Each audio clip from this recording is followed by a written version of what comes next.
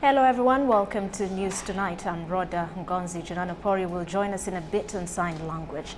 President Yoweri Museveni has told a visiting delegation of entrepreneurs from the United Arab Emirates that Uganda is the best investment destination because the country offers a lot of untapped business opportunities in a diversity of sectors. The president made the remarks while addressing a combined delegation of United Arab Emirates and Saudi Arabia-based entrepreneurs who called on him last evening at State House in Entebbe. The delegation is in Uganda to explore further the areas of business ventures following President Museveni's recent visit to the United Arab Emirates, where he addressed the 4th Global Business Forum on Africa and wooed Arab investors to come and do business in Uganda and take advantage of the country's abundant raw materials, human resource and markets.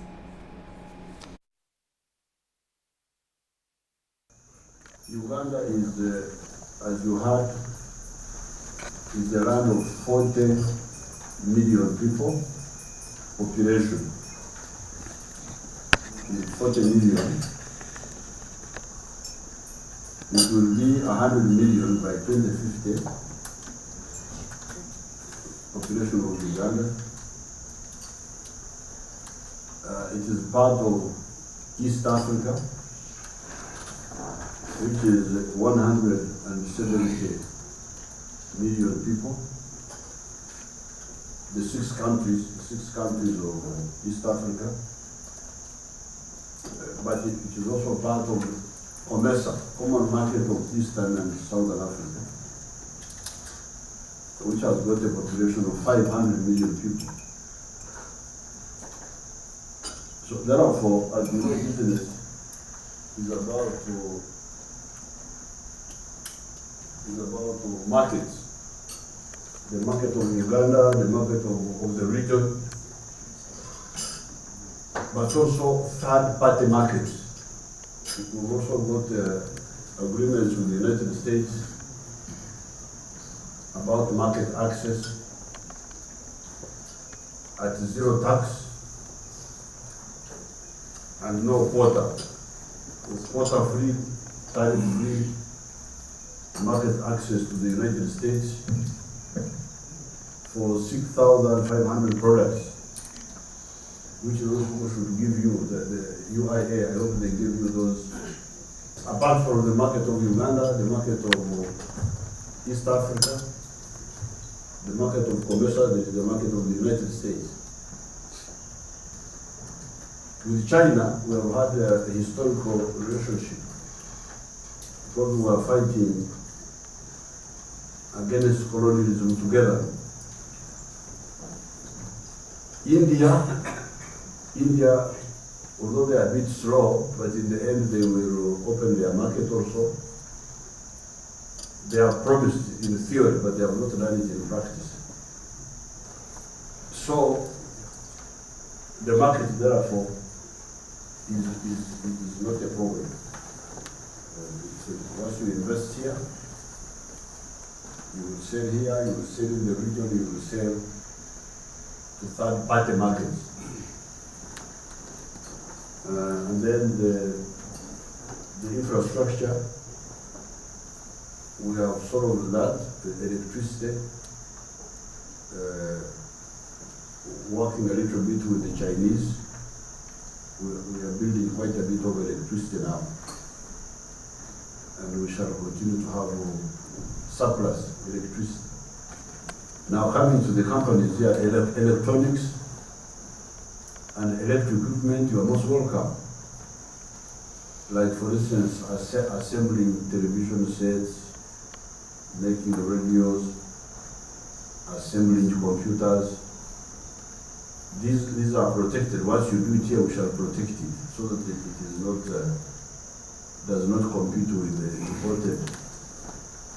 imported items. And we can protect it at the East African level also. So that what you make here, electric equipment, electronic equipment, electronic goods, I would really encourage you to invest in those. Or if you you know other people to encourage them to come.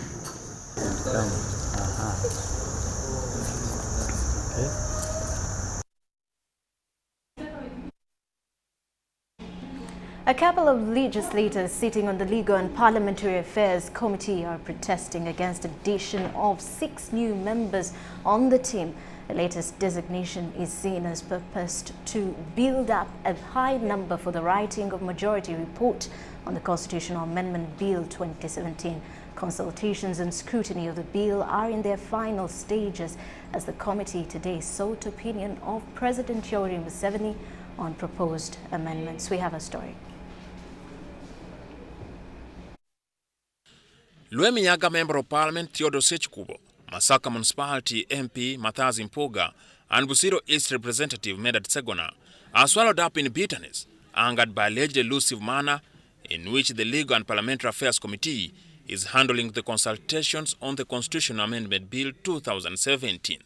The MPs are icked by 4 main concerns, they being the designation of an additional 6 new members to the committee, failure to allocate resources for regional consultations, rush to interview the President, and the decision to develop the report.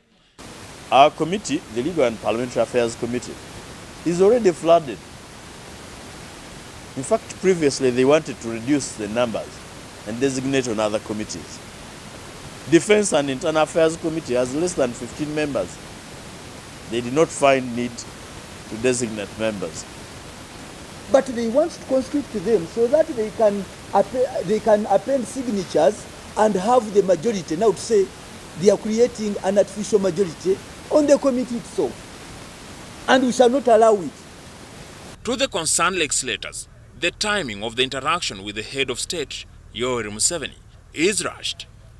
They concur that it comes at a time when 7 of the committee members are out of the country on official duty. Arguably, the ability for Parliament to facilitate the foreign trips reflects availability of funds which should have been injected into facilitating regional consultations. But the same Parliament has money to dole out to members of Parliament, but cannot afford the bare minimum for a committee to undertake a very serious activity. The same Parliament has money to send out a football team of more than 30 members for 2 weeks. PT chose to hold regional meetings. Why don't you allow that? With this development, it borders to naivety to say there shall not be 2 or several reports from the committee on the outcome of the consultations. Amendment of the Constitution is a heated matter of debate, especially in regard to Article 102B, which provides for age cap on persons seeking to contest for presidency, with the lowest set at 35 and up at 75 years of age. Onyango Jackson, reporting in Kampala. Thank you, Onyango Jackson. Now, Buganda Road Court Chief Magistrate James Serimi Mawanda has deferred ruling on the bail application of 5 directors and 3 editors of the Red Pepper to December 19th. The group was arrested and charged with disturbing the peace of the president. Let's take a look. Emotions ran high at Buganda Road Chief Magistrate's Court as court further remanded 5 directors and 3 editors of the Red Pepper. Buganda Road Court Chief Magistrate James Serimi Mawanda remanded the group to Luzira Prison until December 19th to scrutinize the submission of both the defense lawyers and the prosecution to determine whether or not to grant them bail. The remanded include Arena Itwerugendo, Richard Chintu, James Mujuni, Patrick Mugumya, Richard Tusime, Johnson Musinguzi, Ben Variabaha, and Francis Tumusime. Shortly after the accused were remanded, their relatives broke down and cried as they left the courtroom. The journalists are accused of defaming President Yoweri Museveni, his brother General Salim Saleh, and Security Minister Henry Tumukunde. Prosecution alleges that the accused on November 20th at their head offices in Namave, Mukono Municipality, with intent to defame the trio, unlawfully and without justification, published an article dubbed Museveni plots to overthrow Kagame Rwanda. The state claims that the article portrayed the trio as plotting to overthrow the president of Rwanda, Paul Kagame. According to State Attorney Abdusalam Waswa, the publication injured the trio's reputation, disturbed their peace, and also subjected them to hatred, contempt, and ridicule. The state further alleges that the accused also distributed a headline story regarding military operations strategy and troop location, which publication is likely to disrupt public order and security. Samuel Garandi, UBC News. Meanwhile, Makerere University has started commercializing its underutilized and unoccupied land through property development to generate additional income in financially challenging times. During Makerere University Property Investor Conference in Kampala, the Vice-Chancellor, Professor Barnabas Nawangwe, said this is meant to protect the university property from land grabbers. For the last 100 years, Makerere University has been depending on funds from donors and government to operate. However, the university administration realized that it had property in Kololo, Makindye, Katalemwa, Bwaise and Chibale, which can be redeveloped to boost their finances. It was against that backdrop that the university set up Makerere University Holdings Company to lay further strategies for improving the university's resource base. Dr. Charles Mbire is the chairman, Makerere Holdings. There are hotels, residential areas, we have hospitals, quite a range of projects, diverse. We're first analyzing, making an audit, a forensic audit on all these enterprises. Then we make a plan, way forward.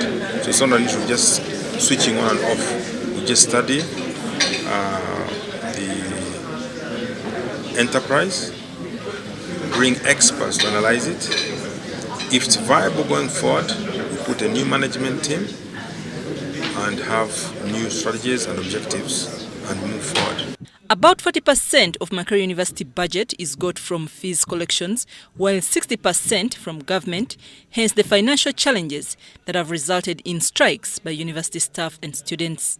Makerere University Vice-Chancellor Professor Barnabas Nawangwe says a number of investors have shown interest in these projects. Not continue straining the national budget. We need to diversify our resources so that we are more sustainable financially. The intention is that we give out all the land so that even the investors help us protect it from the land grabber. We will go into a lease agreement. The land will remain Makerere land. The title will remain Makerere title. But from our title, we shall give leases to the developers for a given period of time. Under this arrangement, Makerere Guest House is to be redeveloped into a 3-star hotel, while they plan to construct a business park in Kololo. I'm Navka Farida and Gloria Gwitabinji reporting. Now, agriculture continues to be the backbone of Uganda's economy, with many joining for subsistence and commercial reasons. Today, focus is on sorghum growing, the third most important staple cereal food crop in Uganda after maize and millet.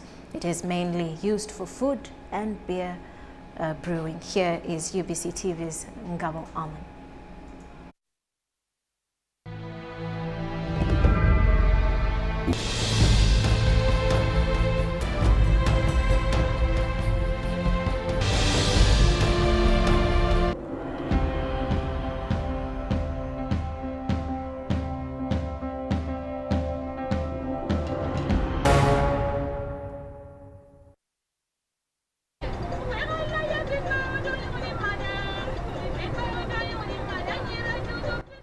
My journey to the northern part of Uganda starts from Kampala to Soroti, 220 kilometers away. From Soroti town, I connect to Dokolo district. My main aim is to find out how the change in weather patterns has affected agriculture, especially sorghum growing in this area. From Dokolo, I move to Agwata sub-county, where I meet Obel Moses, a prominent sorghum grower. The journey to his home is a hectic 15 kilometers. Obel owns 8 hectares of land and has decided to put it under commercial agriculture.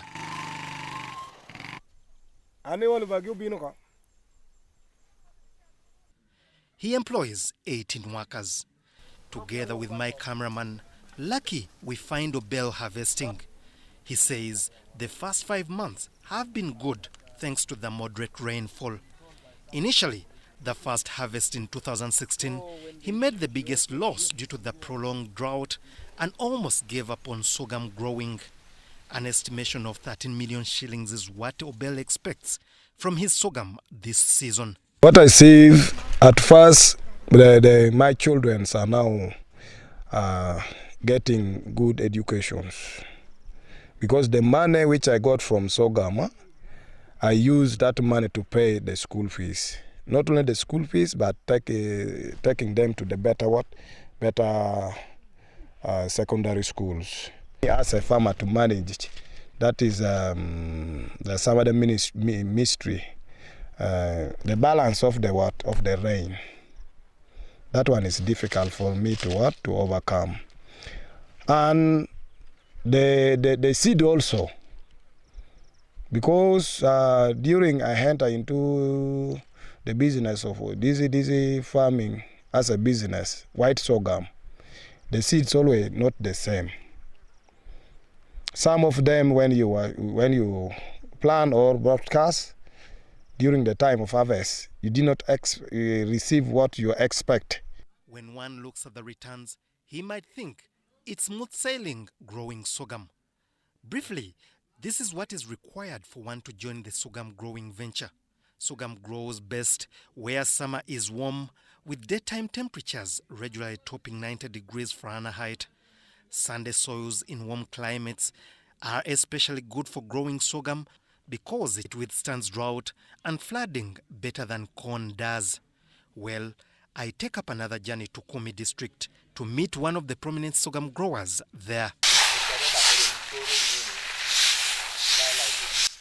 Modesta is equally ecstatic about this year's harvest, and indeed she's helped by family members to catch up with the big harvest.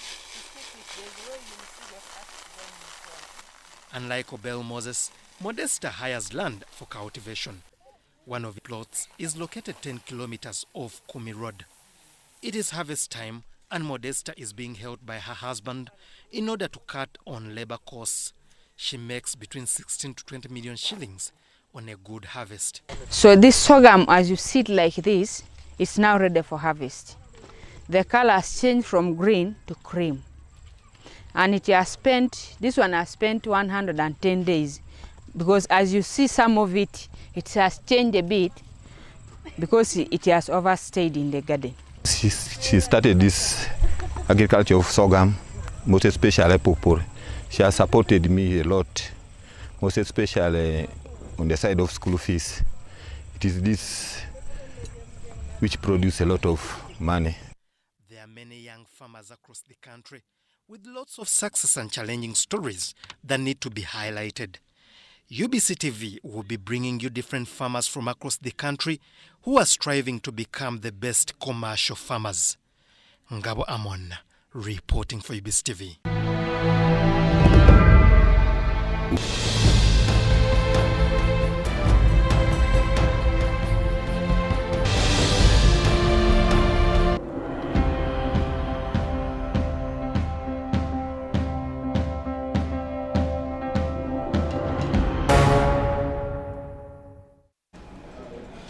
Thank you, Ngabo Amon. Now let's take a short break. We'll return with more details. This is News Tonight.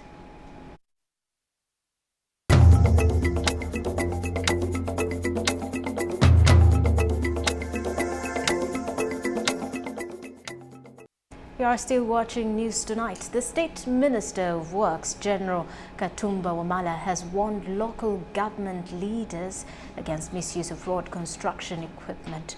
General Katumba Wamala was addressing machine operators attending a month-long training on road equipment handling at Mbarara High School playgrounds in Mbarara Municipality.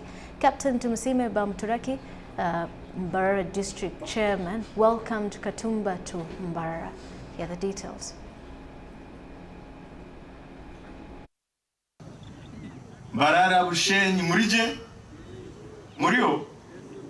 State Minister for Works, General Katumba Wamala, has called for optimal use of road construction equipment to facilitate easy and timely transportation of goods and services.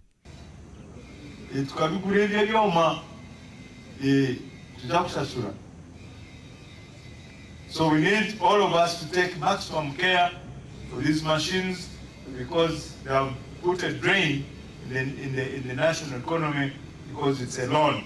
But it's a loan worth taking.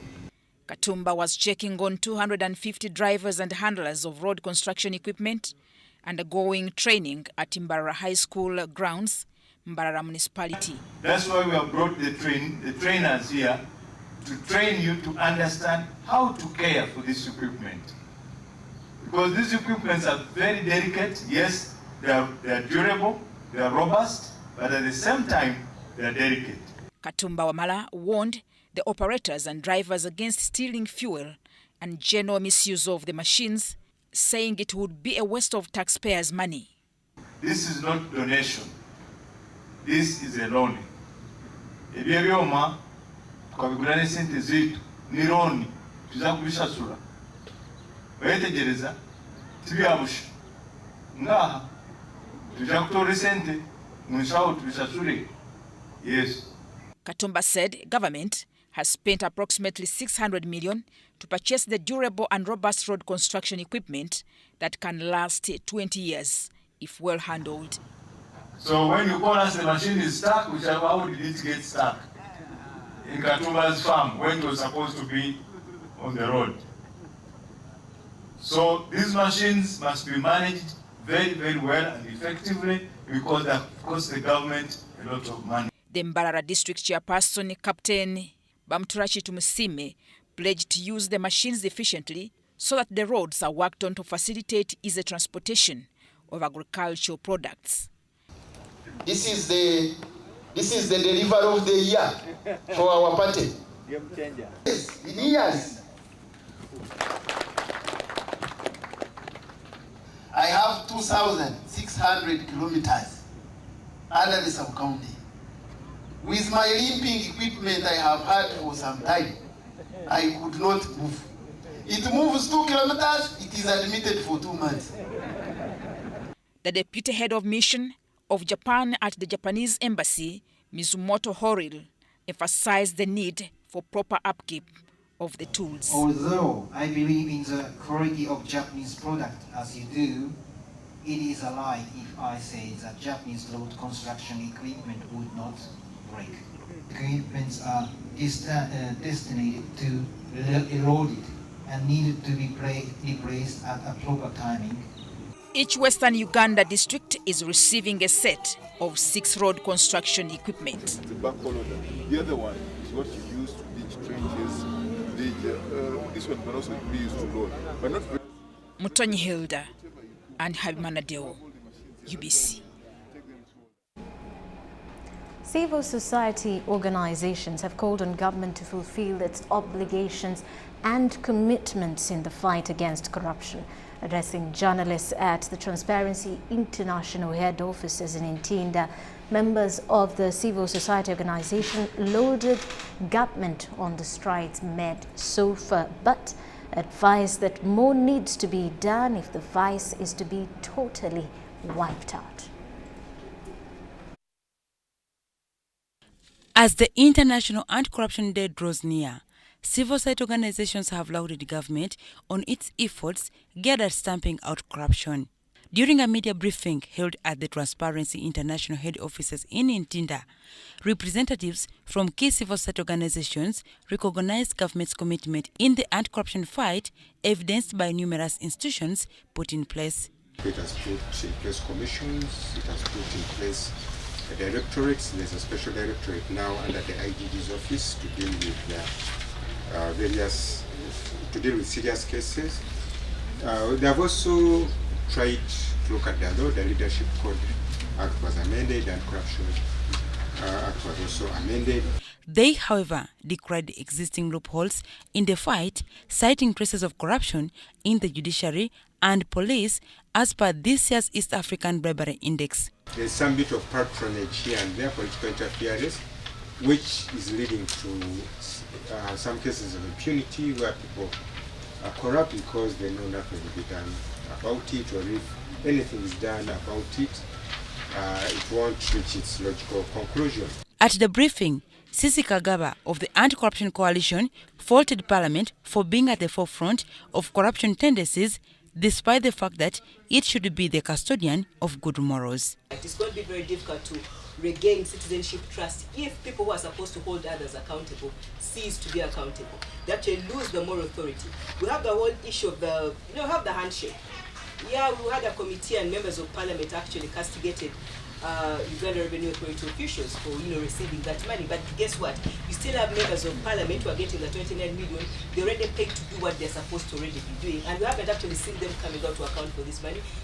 It was against this backdrop that they called for concerted efforts by both government and citizens if the anti-graft fight is to be won. Come up, stand with us. Let's root out the vice of corruption from our society once and for all. Thank you. In the same vein, civil society organizations want government to consider increasing salaries of all civil servants as a way of curtailing corruption tendencies currently common in most government institutions. Integrity has been lost within the public service. But then we also need to appreciate that no country can sustain integrity when its public servants are poorly paid. Because remember that the public servants that we continuously see trying to strike or demonstrate are the ones that are supposed to provide public services. So if these people are poorly paid, then how are you going to collect? How are you going to make a connection of the two? Globally, the Corruption Perception Index puts Uganda at the 151st position out of 176 countries, a much worse rank compared to 139th position in 2015. Dorcas Kimono, UBC News. A former Makerere University Vice-Chancellor, Professor Vanessius Baniamudeba, has been appointed Ibanda University Chancellor. Baniamudeba was installed Chancellor during the university's graduation ceremony in Ibanda Town Council, Ibanda District. At the same function, Professor Emmanuel Karoro was also installed as the Vice-Chancellor, Ibanda University.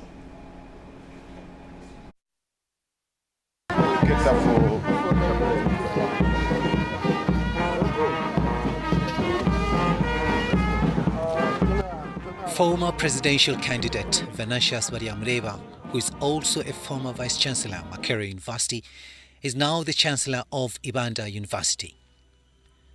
Baniamudeba was recently installed along with Professor Karoro as the Vice-Chancellor at the university grounds in Ibanda Municipality. Vanessius Baniamudeba will receive you and install you by virtue of your appointment as the first Chancellor of Ibanda University. Congratulations. Baniamudeba asked Ugandans to appreciate President Museveni's good leadership that has ushered a number of training institutions, including universities. Professor Emmanuel Karoro, a renowned professor of education in Southwestern region, promised quality education at Ibanda University. I, Professor Vanessius Baniamudeba, receive and take up the responsibility as Chancellor of Ibanda University, and I pledge to uphold the vision, mission, objectives, core values, and philosophy of Ibanda University for God and my country.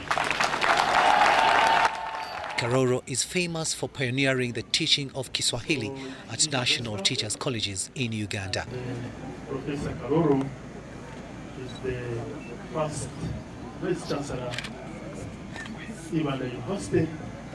Congratulations, please. I, Professor Emmanuel Karoro, receive and take up the responsibility as Chancellor of Ibanda University and pledge to uphold the vision, mission, objective, core values and philosophy of the university.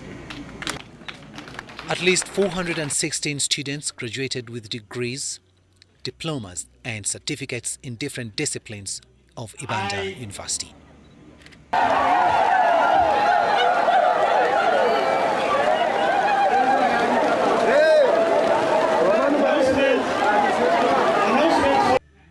Deo Habimana and Edward Rukidi Kijanangoma for News Tonight.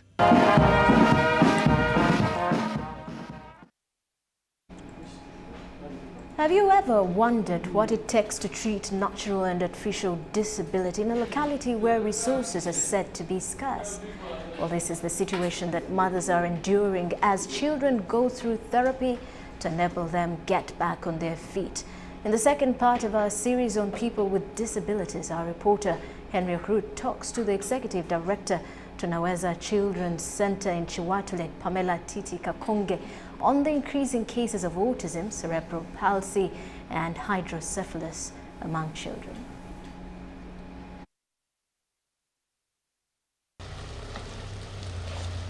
Come rain or shine, not even the unfavorable weather conditions will stop parents from bringing their children here for therapy. We do gentle passive stressing. For lack of a better word, one would call it double tragedy for Hairat Nanyonja, who suffered from hydrocephalus, which weakened her legs. Namayanja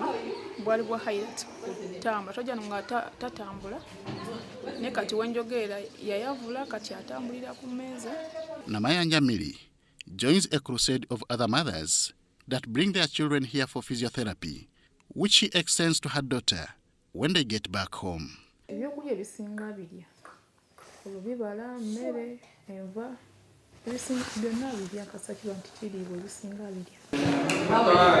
As for Jackie Nabosa, a businesswoman also called Mama Timothy, her son was born normal, only to develop autism at 3 years. Timothy has a concentration problem, which even his therapist, Shamila Mbabazi, affirms. An aunt of mine recommended me to come to this place. And when I came, they assessed him and they told me he had autism. I had never heard of it. And you found us doing the puzzle, the alphabet puzzle. He's not concentrating because he has seen you come in with a gadget. He's so attached to gadgets. It is clear that these parents know how crucial physiotherapy is for their children, with timing being principal. So all these children are children that were being kept in homes and in schools but not being given the right services that they need to reach their full potential. Our mission really is to empower children with various disabilities by making a tailored curriculum for them of occupational, physical, speech therapy so that they can reach their full potential. Natural or artificial disability, therapy is said to be a lifelong venture, which goes with paying some fee. Unfortunately, some parents cannot afford this, leaving therapists with no choice, but sometimes to offer services at a subsidized cost. So most cases is that we will tell you how much an assessment is, which is 100,000. You get an assessment done. After your assessment has been done, depending on what recommendations you've been given, then you will be given a bill of how much you pay. Jesus loves me. Jesus loves me. Success of this therapy also goes with creativity, which brings the role of music into perspective to handle concentration problems. So the role of music therapy is to help children achieve goals which are non-musical in nature. As much as it may be inconveniencing, Nabosa is hopeful that one day her son will live a decent life. By the time we came here, he couldn't even put off his pants to do susu. But nowadays, that has been cleared. He can put off his pants well. Living in this crazy world, so caught up in the confusion. Perhaps the reason why Adina Foundation in the Northern District of Lira is providing love to some of these children. If we find a way, there's got to be a solution. The song, Give a Little Love, which welcomes one here, reflects exactly that, as seen in the hospitality of these children. I fell down when I was going back from home. The children handled here have bow legs and artificially engineered disabilities in the name of accidents. The children, normally we have those ones who are brought direct by their parents at the center. Then we do the assessment of the different children who are brought in. But apart from that, we also go into the field with the different communities we work with and do assessment of the children who will need service from Adina. Just like their counterparts at Tunaweza Children's Center, one of the main challenges encountered is delayed reporting of cases for assessment. There are those ones with cerebral palsy that have never crawled, they've never sat, they've never walked, they just lie down. And if you left them in one spot, you go wherever you're going and you come back and you find it there until you move. And to achieve this, Adina Foundation is working hand in hand with the Comprehensive Rehabilitation Services in Uganda, also known as COSU, to ensure success of therapies. If we had our own home, then we'd have enough space to bring in more children. Club foot or club feet is also one of the conditions that we handle at COSU, and then post-injection paralysis. We could even have our own theater here so that we bring the doctors that are working at COSU to do it here. Managing disability as children endure unbecoming discomfort is one thing that observers say can be avoided. And it is specifically for that reason that campaigns for immunization and initiatives against reckless road use still exist. How far these campaigns can go is incumbent upon parents to embrace in reducing disabilities among children, be they natural or artificial. Henry Okrut, UBC. Thank you, Henry Okrut. Let's take a short break. We return with business news.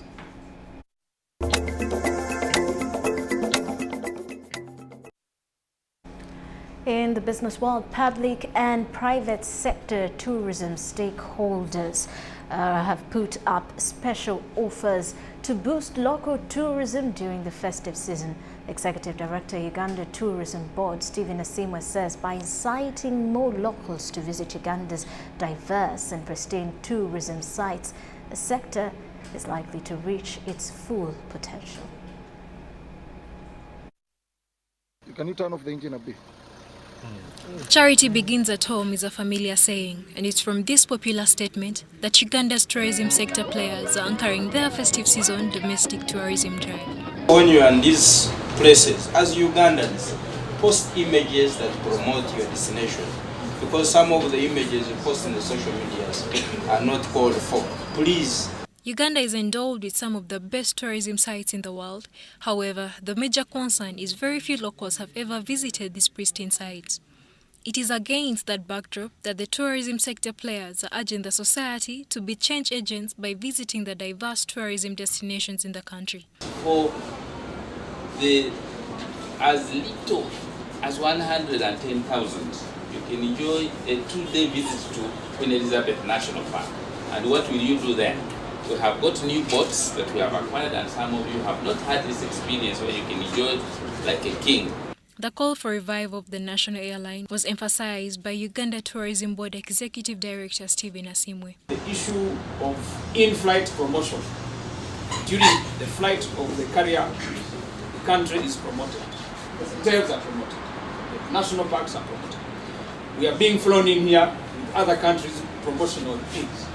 A number of attractive offers for local tourists have been put up by the private sector this festive season. You book early in most hotels, and you book as a family, you book as many people, celebrate your dinners, you get good rates. Go and stay in these hotels that sometimes you don't have a chance as Ugandans to stay in. The domestic tourism drive in Kampala comes on the heels of last week's launch of Tulambule in the West Nile region at Murchison Falls National Park by the Ministry of Tourism and Uganda Wildlife Authority. What we are trying to do is to open up West Nile to the entire fraternity of knowledge for the media, for everyone to know that there are unique places outside probably Murchison Falls. Because did you know that West Nile has one of the smallest churches, for example? The church can only house 3 people. For decades, tourism in Uganda has been associated to foreign visitors. However, with more efforts geared at promoting domestic tourism, the sector is likely to reach its full potential. Charlotte Amuge and Dennis Igoa, UBC Business. President Yoweri Museveni is expected to lead Old Boys of Ntare School in fundraising for construction of a 1.6 billion shilling sports complex. According to the Minister for Science and Technology, Dr. Elioda Tumwesije, the fundraising will be launched by the President on Wednesday, 13th December, during a dinner at Sheraton Hotel in Kampala. Ntare School Old Boys Association, led by His Excellency Yoweri Kaguta Museveni, has begun construction of a 1.6 billion shilling sports complex. First of all, by participating in national sports, it increases the chance of students entering public universities. Two, sports also are good in the sense that for physical fitness, for matters of health, sports are good. Funds will be raised from old boys and well-wishers at a dinner scheduled for Wednesday, 13th December. We're encouraging well-wishers, OBs, to buy cards.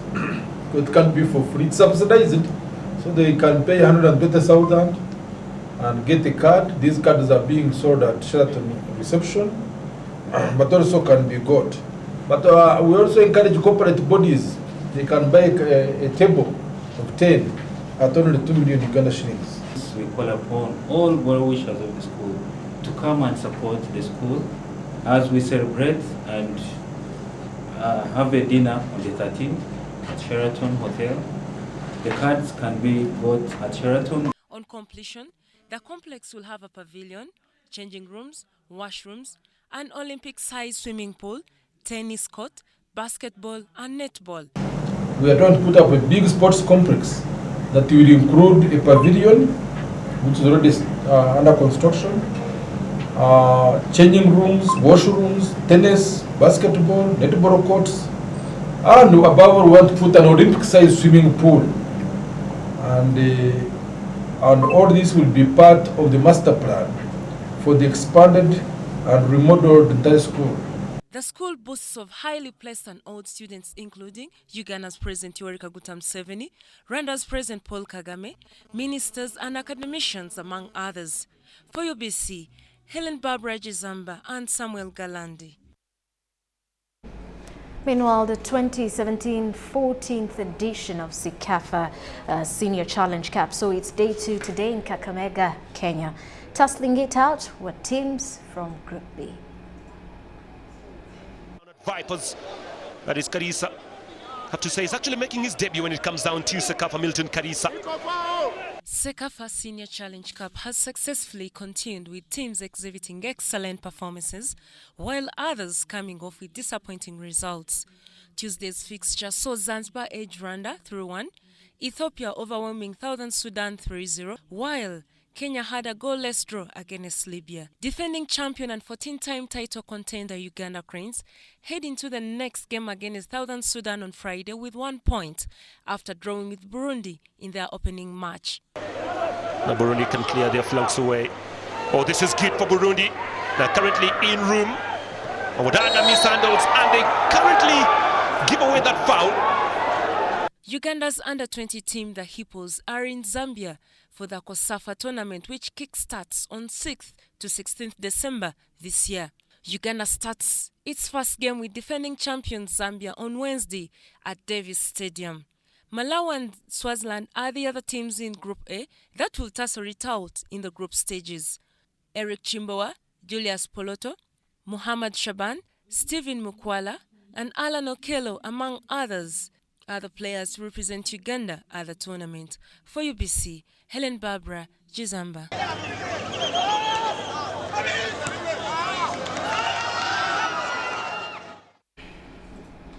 Now, Uganda Christian University Lady Cannons has completed a fairy tale story, winning their 7th Basketball League crown. This follows a 4-0 final series whitewash of Kampala Capital City Authority Leopards.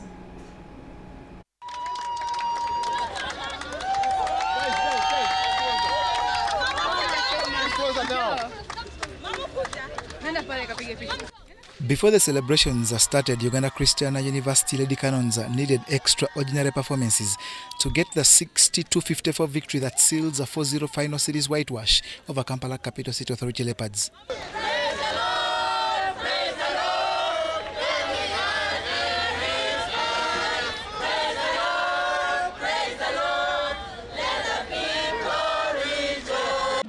Rita Imanishiwe, Judith Nansobia and Vilma Cheng scored 11, 14 and 17 points respectively for the 2017 champions that have now won the league 3 times consecutive and 7 overall.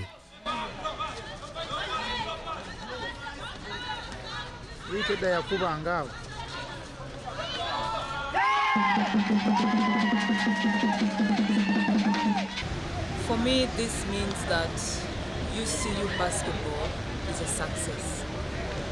That we started something, we planted a seed, and we have left it to grow all the way through. The men's 2017 final will for the second year in a row be carried over because finalists City Oilers are on African engagement. John Barnes, Centam, reporting.